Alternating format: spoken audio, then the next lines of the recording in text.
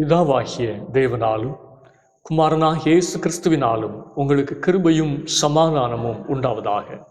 நாம் கடவுளை தொழுவோம்.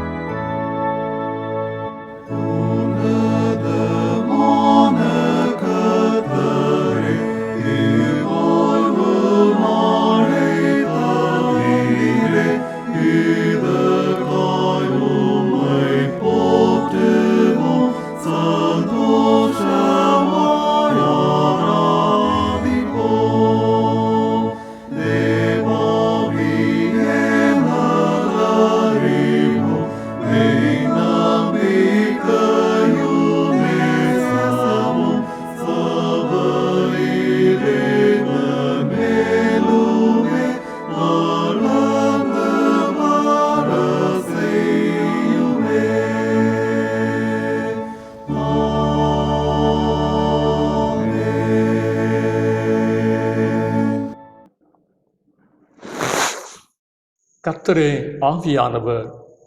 கர்த்தருடைய ஆவி எங்கேயோ அங்கே விடுதலையும் உண்டு. தேவன் ஆவியாயிருக்கிறார். அவரை தொழுது கொள்ளுகிறவர்கள் ஆவியோடும் உண்மையோடும் அவரை தொழுது கொள்ள வேண்டும். நம்மை உண்டாக்கின கர்த்தருக்கு முன்பாக பணிந்து குனிந்து முழங்கால் படியிட கடவோம். வாருங்கள், ஜெபம் செய்வோம்.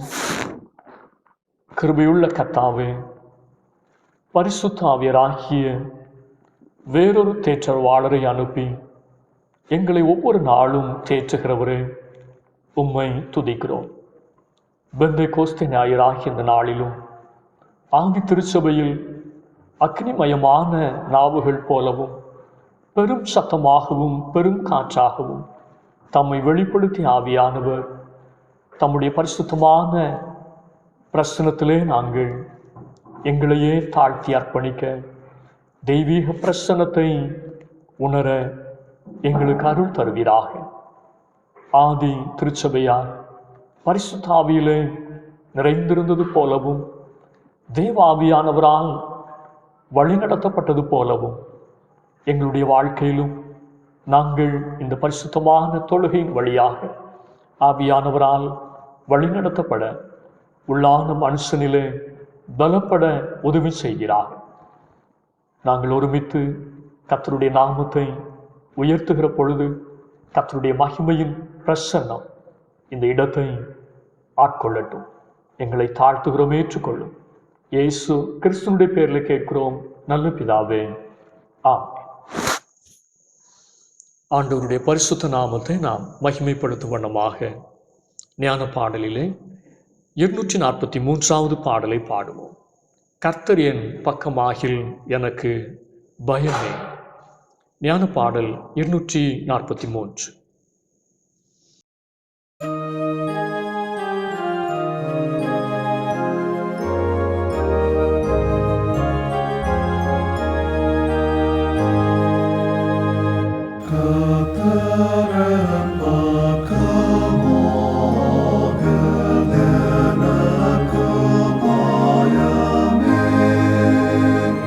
Oh,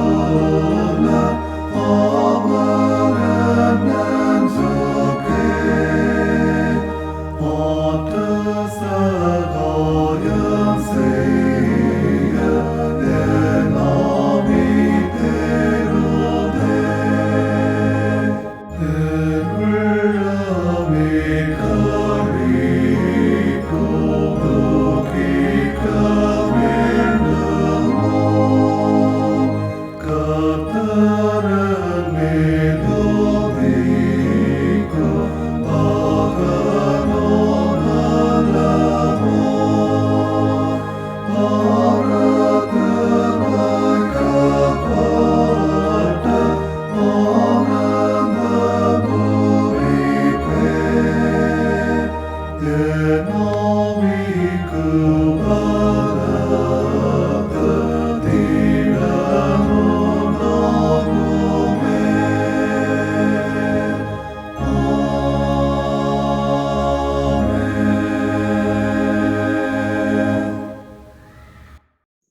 நாளுக்குரிய திருமுறை பாடத்தை நாம் படிக்க கேட்போம்.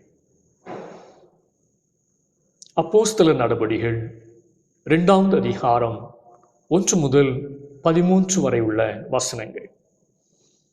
அப்போஸ்தலர் நடபடிகள் 2வது அதிகாரம் வசனங்கள் 1 தொடங்கி. பெந்தைக்கோஸ்தே என்னும் நாள் வந்தபோது அவர்கள் எல்லாரும் ஒருமனப்பட்டு ஓரிடத்திலே வந்திருந்தார்கள். அப்பொழுது பலத்த காற்றடிக்கிற முழக்கம் போல வானத்திலிருந்து சடுதியாய் ஒரு முழக்கம் உண்டாகி அவர்கள் உட்கார்ந்திருந்த வீடு முழுவதையும் நிரப்பிற்று. அல்லாமலும் அக்னிமயமான நாவுகள் போல பிரிந்திருக்கும் நாவுகள் அவர்களுக்கு காணப்பட்டு அவர்கள் ஒவ்வொருவர் மேலும் வந்து அமர்ந்தது. அவர்கள் எல்லாரும் பரிசுத்த ஆவியினாலே நிரப்பப்பட்டு ஆவியானவர் தங்களுக்கு தந்தருளின வரத்தின்படியே வெவ்வேறு பாஷைகளிலே பேசத் தொடங்கினார்கள். வானத்தின் கீழ் இருக்கிற சகல தேசத்தாரிலும் இருந்து வந்த தேவபக்தி உள்ள யூதர்கள் அப்பொழுது எருசலேமிலே வாசம் பண்ணினார்கள். அந்த சப்தம் உண்டான போது திரளான ஜனங்கள் கூடி வந்து தங்கள் தங்கள் பாஷையிலே அவர்கள் பேசுகிறதை அவர்கள் கேட்டபடினாலே கலக்கமடைந்தார்கள். எல்லாரும் பிரமித்து ஆச்சரியப்பட்டு ஒருவரை ஒருவர் பார்த்து, இதோ பேசுகிற இவர்கள் எல்லாரும் கலிலேயர் அல்லவா? இப்படி இருக்க நம்மில் அவர்களுடைய ஜென்ம பாஷைகளிலே இவர்கள் பேச கேட்கிறோமே, இதப்படி?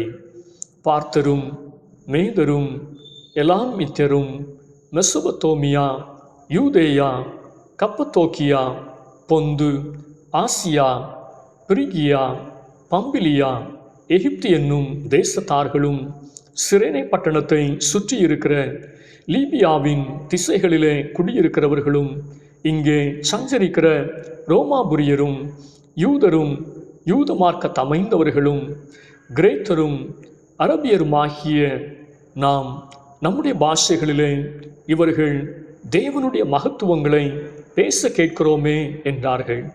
எல்லாரும் பிரமித்து சந்தேகப்பட்டு இதென்னமாய் முடியுமோ என்று ஒருவரோடொருவர் சொல்லிக் கொண்டார்கள்.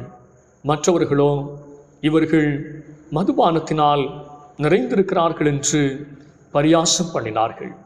இந்த நாளுக்குரிய திருமுறை பகுதி வாசித்தாயிற்று.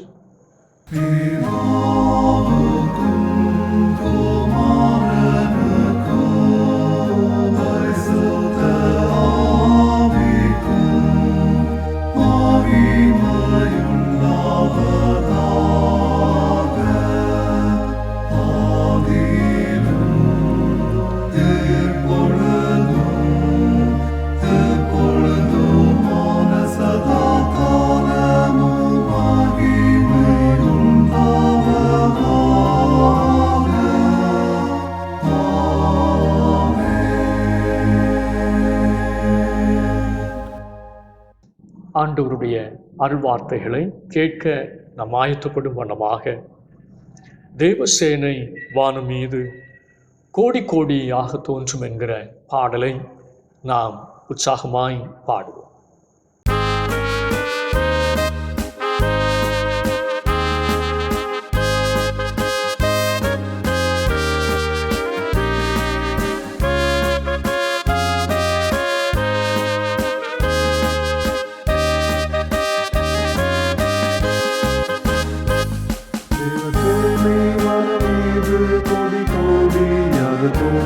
பல கோடி திரகோடி துணை தேடி வேகமோடு விண்மீன்கள் இடமாறி பாருங்கும் வந்து கொண்டு நானாடி மிக பாடி என் நேசருடன் சேர்ந்து அல்லேலூயா அல்லேலூயா அல்லேலூயா அல்லேலூயா அல்லேலூயா அல்லேலூயா அல்லேலூயா அல்லேலூயா அல்லேலூயா அல்லேலூயா Alleluia, alleluia, alleluia, alleluia, alleluia,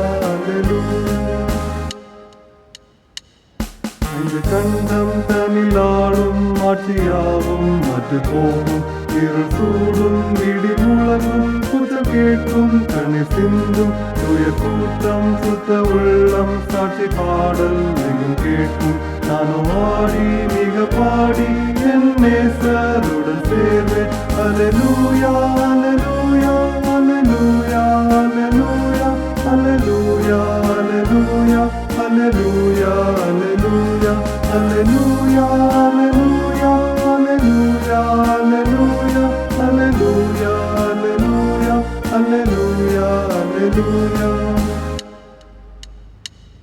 கடல் கூறும் கரை உடையும் கப்பல் கவிழும் பெரும் நாட்டும் போக்குவரத்து யாவும் நிற்கும் இனி உலகம் என்பதில்லை. வாக்கு மாறா வேதம் கூறும் வார்த்தை யாவும் நிறைவேறும். நானோ ஆடி மிக பாடி என் நேசருடன் சேர்வேன். அல்லேலூயா அல்லேலூயா அல்லேலூயா அல்லேலூயா அல்லேலூயா அல்லேலூயா அல்லேலூயா அல்லேலூயா அல்லேலூயா அல்லேலூயா அல்லேலூயா அல்லேலூயா அல்லேலூயா அல்லேலூயா அல்லேலூயா அல்லேலூயா. ஆசீர்வாதமான இந்த நாளுக்காக ஆண்டவரை ஸ்தோத்திரிப்போம். கர்த்தர் நம் ஒவ்வொருவரையும் ஆசீர்வதிப்பாராக. இந்த நாளிலும் தியானத்திற்காக தெரிந்து கொண்ட திருமுறை வசனம் அப்போஸ்தலர் நடபடிகள் 2வது அதிகாரம் 4வது வசனம். அவர்கள் எல்லாரும் பரிசுத்த ஆவியினாலே நிரப்பப்பட்டு ஆவியானவர் தங்களுக்கு தந்தருளின வரத்தின்படியே வெவ்வேறு பாஷைகளிலே பேசத் தொடங்கினார்கள். வாரும் தூய ஆவியானவரே, எங்களை புதுப்பியும். Come holy spirit renew us என்கிற தலைப்பில் இந்த நாளிலும் கர்த்தருடைய வார்த்தையை தியானிக்க நாம் ஆயத்தப்படுவோம். பெந்தேகோஸ்தே ஞாயிறாக இந்த நாளை உலகமெங்கிலும் உள்ள திருச்சபை ஆசரிக்கிறது. இந்த நாள் திருச்சபையின் வரலாற்றிலே முக்கியமான நாள்.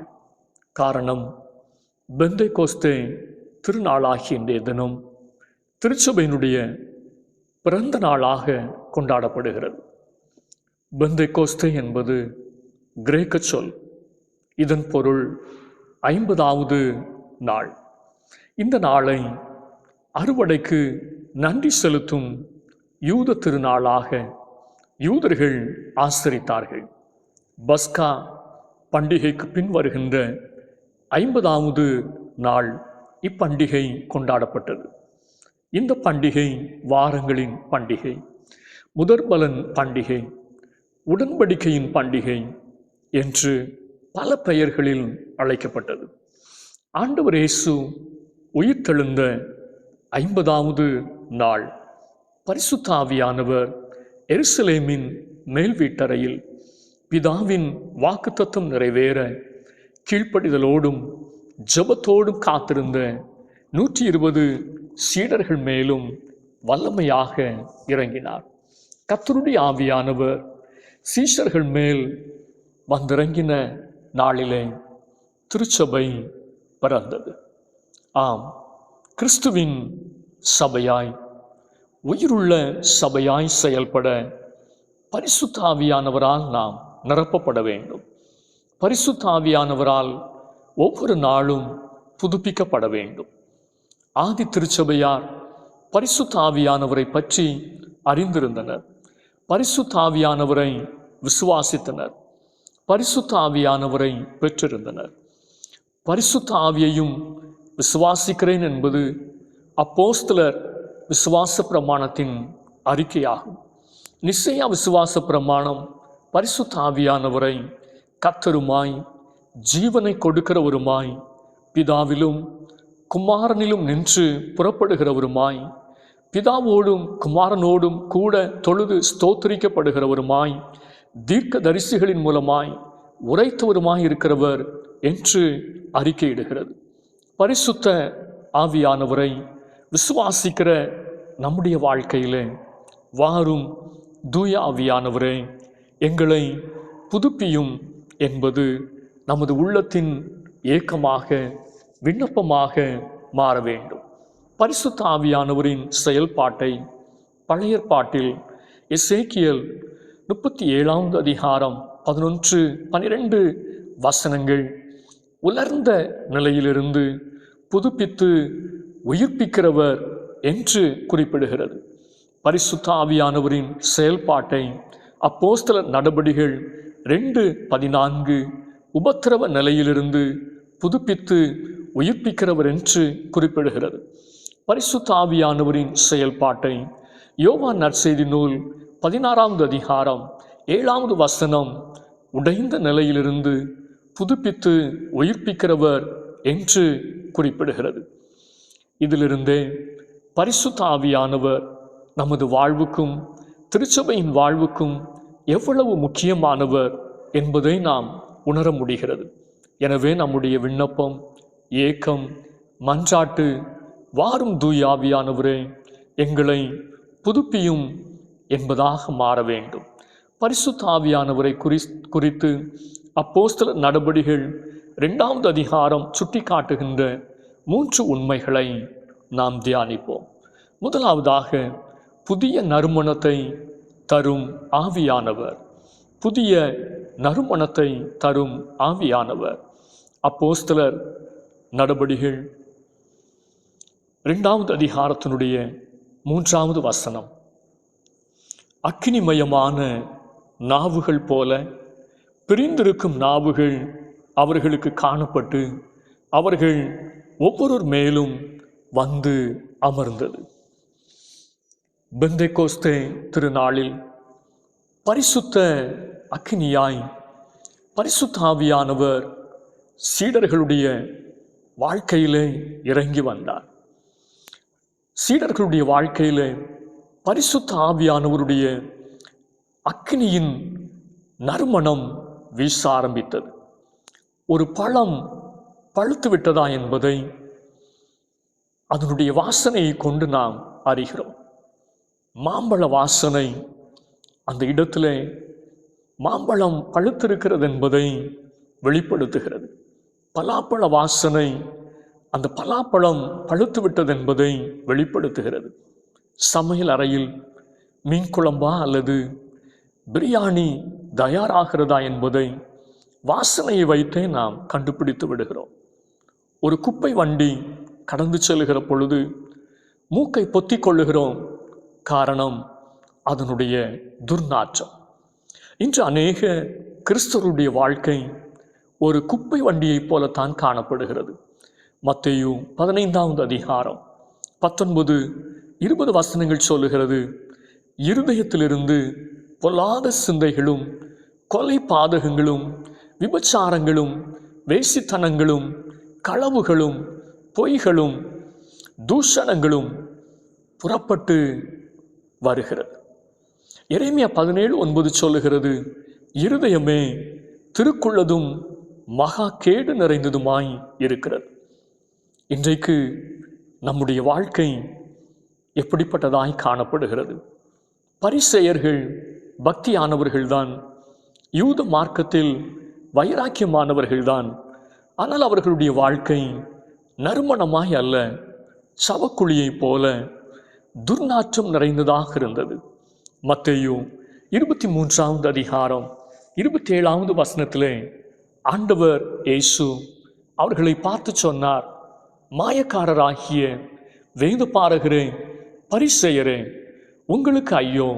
வெள்ளை அடிக்கப்பட்ட கல்லறைகளுக்கு ஒப்பாயிருக்கிறீர்கள். அவைகள் புறம்பே அலங்காரமாய் காணப்படும், உள்ளேயோ மரித்தவர்களின் எலும்புகளினாலும் சகல அசுத்தத்தினாலும் நிறைந்திருக்கும். அப்படியே நீங்களும் மனுஷருக்கு நீதிமான்கள் என்று புறம்பே காணப்படுகிறீர்கள், உள்ளத்திலோ மாயத்தினாலும் அக்கிரமத்தினாலும் நிறைந்திருக்கிறீர்கள். இதுவரை வாழ்ந்த பரிசேய வாழ்க்கை போதும், பரிசேய பக்தி போதும், பரிசேய வைராக்கியம் போதும். பரிசுத்த ஆவியானவர் நமக்குள் வருகின்ற பொழுது நம்முடைய வாழ்க்கை முற்றிலுமாய் மாறுகிறது. நம்முடைய வாழ்க்கையில் தெய்வீக நறுமணம் உண்டாகிறது. உலகத்தின் இச்சைகளுக்கு இரையானவர்கள் வாழ்க்கையிலே வீசுவது துர்நாற்றம்.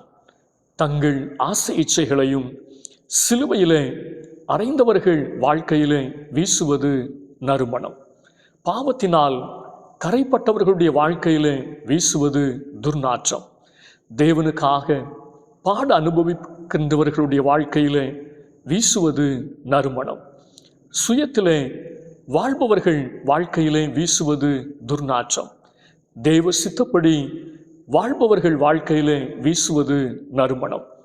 மலிவான ஆதாயத்தை தேடுபவர்கள் வாழ்க்கையிலே வீசுவது துர்நாற்றம். தங்கள் வாழ்க்கையையே ஜீவ பலியாக அர்ப்பணித்தவர்கள் வாழ்க்கையிலே வீசுவது நறுமணம். கர்த்தருடைய மந்தையை சிதறடிப்பவர்கள் வாழ்க்கையிலே வீசுவது துர்நாற்றம்.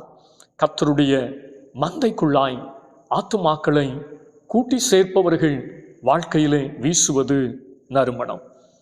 நம்முடைய வாழ்க்கை நறுமணமாக இருக்கிறதா, துர்நாற்றமாய் காணப்படுகிறதா?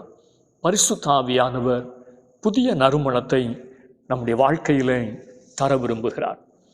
அன்று தேவ ஜனங்கள் பலி செலுத்துகிற பொழுது எழும்புகின்ற வாசனை கடவுள் விரும்புகின்ற சுகந்த வாசனை என்று திருமுறை குறிப்பிடுகிறது. ஆதியாகமம் 8வது அதிகாரம் 20 முதல் 22 வசனங்களில் நோவா ஜல பிரளயத்திற்கு பின்பு பேழையிலிருந்து இறங்கி கர்த்தருக்கு நன்றி செலுத்தும் வண்ணமாக சுத்தமான விலங்குகளையும் பறவைகளையும் பலியாக செலுத்தினார். யெகோவா அந்த சுகந்த வாசனையை முகர்ந்தார். பலிகளின் வாசனையை முகர்ந்த கடவுள் இனி இந்த உலகத்தை தண்ணீரால் அழிக்க மாட்டேன் என்று உடன்படிக்கை செய்தார். ஆம், கர்த்தர் நல்ல வாசனையை விரும்புகிறவர். பவுல் கொரிந்தியருக்கு எழுதுகிற பொழுது நாமே கிறிஸ்துவின் நறுமணம் என்று குறிப்பிடுகிறார். 2 கொரிந்தியர் 2வது அதிகாரம் 15வது வசனம். பரிசுத்த ஆவியானவர் நாற்றமான காரியங்களை நம்மை விட்டு அகற்றி தெய்வீக நறுமணத்தை, புதிய நறுமணத்தை நம்முடைய வாழ்க்கையிலே அவர் தருகிறார். இன்றைக்கே அந்த மேன்மையான ஆசீர்வாதத்தை நாம் பெற்றுக்கொள்வோம். 2வதாக புரிந்து கொள்ளுதலை தரும் ஆவியானவர். அப்போஸ்தலர் 2வது அதிகாரம் 4வது வசனம். பெந்தெகோஸ்தே நாளில் பரிசுத்த ஆவியானவரால் நிரப்பப்பட்டவர்கள் வெவ்வேறு பாஷைகளை பேசினார்கள். பேசியவர்கள் எல்லாருமே கலிலேயர்கள் என்று அப்போஸ்தலர் 2:7 குறிப்பிடுகிறது. அவர்களுக்கு தாய்மொழியை தவிர வேறு எந்த மொழியும் தெரியாது. ஆனால் வெவ்வேறு பாஷைகளை பேசினார்கள் என்று இங்கு வேதம் குறிப்பிடுகிறது. வெவ்வேறு ஊர்களிலிருந்து பண்டிகைக்கு எருசலேமுக்கு வந்தவர்களுக்கு அந்த மொழி புரிந்தது. பரிசுத்த ஆவியானவர் புரிந்து கொள்ளுதலை தருபவர். தந்தாகே என்பவரின் மந்திரி ஏசாயாவின் ஆகமத்தை புரிந்து கொள்ள முடியாமல் படித்து கொண்டிருந்த பொழுது ஆவியானவர் பிலிப்புவை அனுப்பி ஆகமத்தை புரிய வைக்கிறார். நம்முடைய ஆண்டவர் அவர் புரியாதவைகளை, தெரியாதவைகளை நமக்கு புரிய வைக்கிறவர்.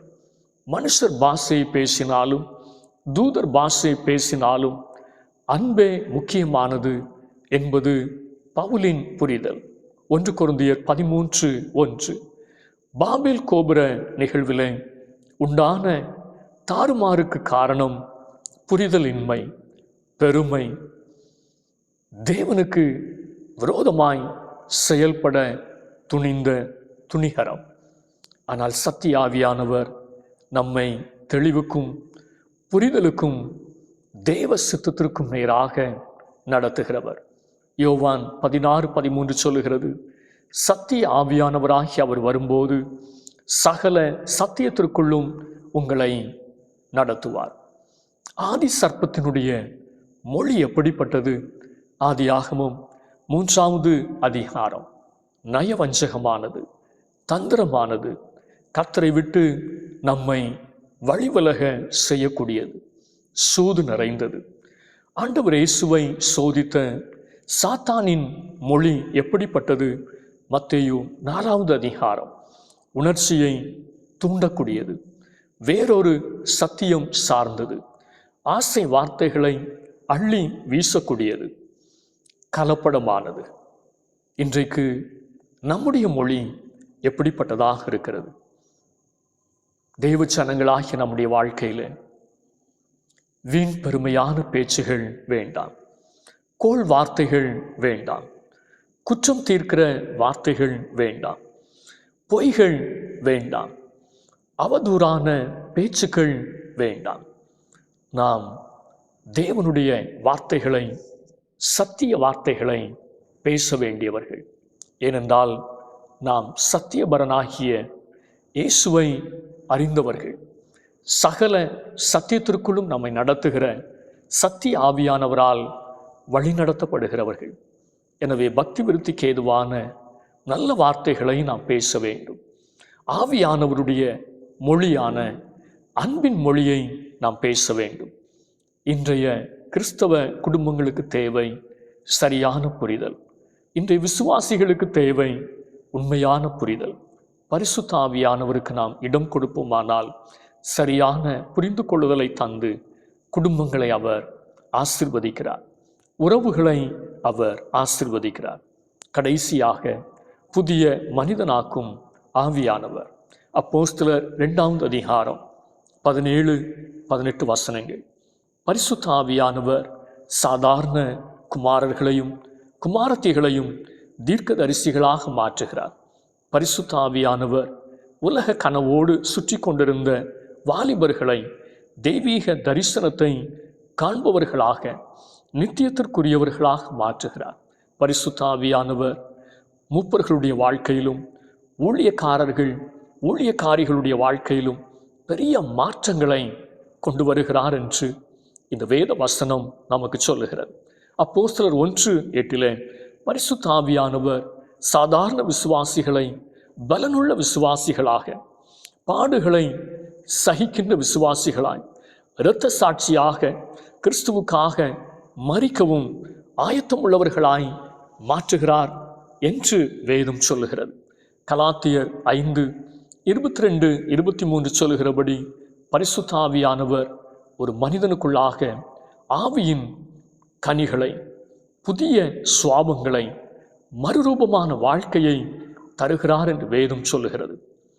இந்த பெந்தைக்கோஸ்தே பண்டிகையிலும் நாமும் வாரும் தூய ஆவியானவரே எங்களை புதுப்பியும் என்று தேவ சமூகத்திலே நம்மை ஒப்புக் கொடுப்போம். இந்த வார்த்தைகளால் ஆண்டவர் நம் ஒவ்வொருவரையும் ஆசீர்வதிப்பாராக. ஆமென். ஆராதனைக்கு நிறைவு பாடலாக கீர்த்தனை பாடலிலே 53வது பாடலை பாடுவோம். ஓய்வு நாள் அதனை ஆசரித்திடுவீர் உலகில் உள்ளோரே நீ. கீர்த்தனை பாடல் 53.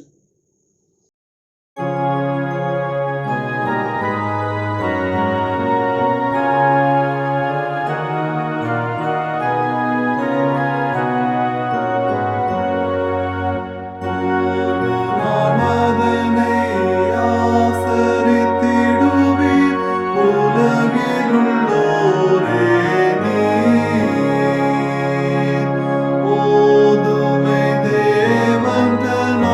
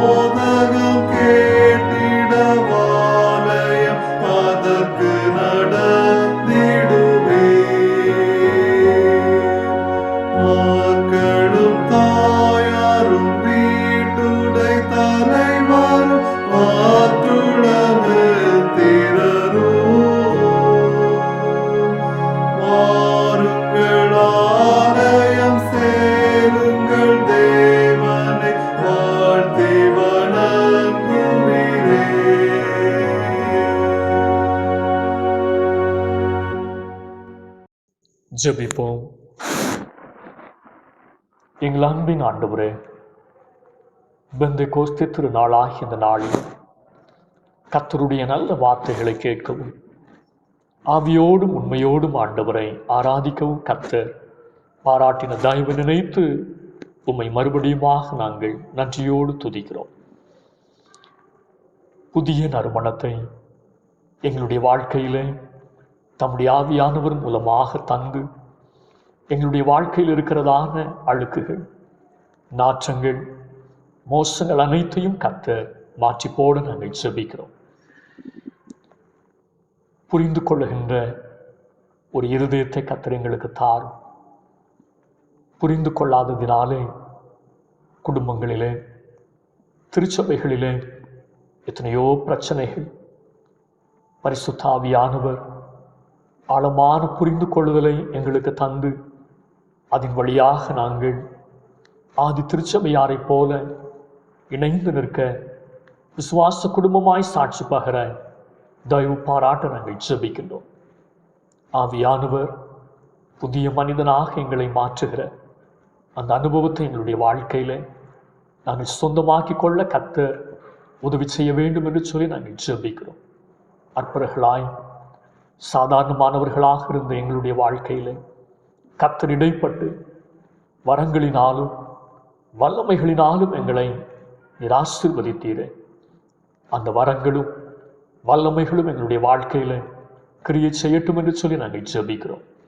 ஆவியின் நற்கனிகளோடு நாங்கள் இந்த சமுதாயத்திலே வாழுகிற பொழுது அது நிமித்தமாக அநேக கிறிஸ்துவண்டை இழுக்கப்பட, ஆண்டவருடைய அன்பை ருசி பார்க்க, கல்வாரிக்கு நேராக திரும்பி வர கர்த்தர் உதவி செய்ய நாங்கள் ஜெபிக்கின்றோம்.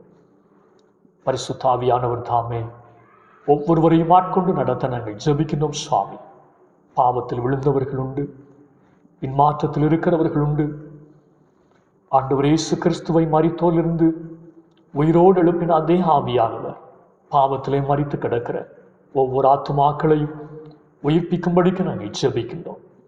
மனமாற்றத்தை கற்றுத் தருவீராக. இருதயத்திலே ஆண்டவர் தாமே ஒரு புதிய மாற்றத்தை தந்து ஆசீர்வதிக்க நாங்கள் ஜெபிக்கின்றோம். தேவையோடு இருக்கிறவர்களுக்காய் ஜெபிக்கின்றோம். குடும்பங்களின் தேவைகளை சந்தியும். கண்ணீரிலும் பாரத்திலும் கவலையிலும் இருக்கிற ஒவ்வொருடைய மனபாரங்களையும் கர்த்தர் மாற்றி போடுகிறார். தேர்வுகள் எழுதி சரியான மதிப்பெண்கள் கிடைக்கவில்லையே, தோல்வி அடைந்து விட்டோமே என்று சொல்லி மனம் நொந்திருக்கிறவர்களையும் கர்த்தர் தேற்றும்படிக்கு நாங்கள் ஜெபிக்கிறோம். முயற்சியை தளர விட்டு விடாதபடிக்கு தொடர்ந்து முயற்சி எடுத்து மேன்மைகளை காண கர்த்தர் ஞானத்தை தருகிறவர். அவர் வாயினின்று அறிவும் புத்தியும் வரும் என்று வேதம் சொல்லுகிறபடி தேவ ஞானத்தை கேட்டு ஒவ்வொருவரும் பெற்றுக்கொள்ள கர்த்தர் தயவு பாராட்ட ஜெபிக்கிறோம். உயர் கல்விக்காய் காத்திருக்கிற தம்முடைய பிள்ளைகளுக்கும் வழிவாசல்களை கர்த்தர் திறந்து தார். படித்து முடித்து வேலை வாய்ப்புக்காய் காத்திருக்கிற தம்முடைய பிள்ளைகளையும் கர்த்தர் நினைந்தருளி நல்ல வேலை வாய்ப்பை கொடுத்து அவருடைய மன விருப்பங்கள் நிறைவேற கர்த்தருக்கு முன்பாய் சாட்சி பகர கர்த்தர் உதவி செய்வீராக. வியாதி படுக்கையில் இருக்கக்கூடியவர்கள், பலவீனத்தோடு காணப்படுகிறவர்கள் ஒவ்வொருவருக்கும் கர்த்தர் அற்புதமான சுகத்தை தந்து நம்முடைய ஆலய பிரகாரங்களிலே சாட்சியாய் நிறுத்துவீராக. எங்களுக்கு தந்த பேராயருக்காக நாங்கள் ஜெபிக்கின்றோம். வருகிற நாட்களிலும் நடைபெறவிருக்கிற பேராய மாமன்ற தேர்தலிலும் கர்த்தருக்கு சித்தமான தெய்வ பயமுள்ள தலைவர்களை கர்த்தர் தந்து அவர்கள் மூலமாக எங்களுடைய பேராயம் ஆசீர்வதிக்கப்பட, பேராயத்தினுடைய காரியங்கள் கர்த்தருக்கு மகிமையாக அமைய கர்த்தர் உதவி செய்ய ஜெபிக்கிறோம். உலகம் எங்கிலும் உள்ள திருச்சபைக்காக நாங்கள் ஜெபிக்கின்றோம். விசுவாச குடும்பங்களை ஆசீர்வதியும். கர்த்தரை அறியாத மக்கள் மத்தியிலே விசுவாசத்தோடும் அர்ப்பணத்தோடும் பணி செய்கிற ஒவ்வொரு மிஷனரிகளையும் தேவ பிள்ளைகளையும் கர்த்தர் கரத்தில் எடுத்து பயன்படுத்தும்.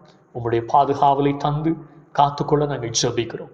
எதிர்ப்பாளர்களின் நடுவில் தெய்வம் தம்முடைய பிள்ளைகளை துணை நின்று நடத்த உம்மை நோக்கி நாங்கள் ஜெபிக்கின்றோம். சுவாமி, தேசத்திலே சமாதானத்தையும் அமைதலையும் தாரும். தேர்தல்கள் முடிவுற்று வாக்கு எண்ணிக்கை நடைபெற்று நல்ல தலைவர்கள் தெரிவு செய்யப்பட கர்த்தர் தயவு பாராட்ட நாங்கள் ஜெபிக்கின்றோம். அப்படியே கர்த்தர் தம்முடைய சித்தத்தை எங்களுடைய தேசத்திலே நிறைவேற்றி தேசத்தை ஆசீர்வதியும். தீய சக்திகளின் கரங்களிலே தேசம் ஒப்பு கொடுக்கப்பட்டு விடாதபடிக்கு தேசத்தை காத்துக்கொள்ளும். எங்களை தாழ்த்துகிறோம், ஏற்றுக்கொள்ளும். இயேசுனுடைய பேரில் கேட்கிறோம் நல்ல பிதாவே, ஆமென்.